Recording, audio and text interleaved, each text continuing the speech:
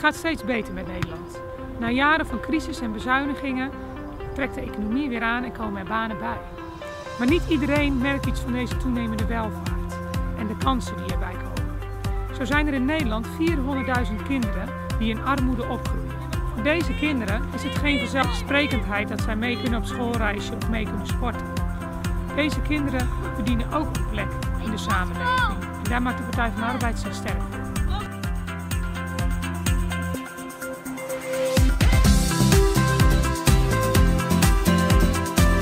Bewegen geeft heel veel energie.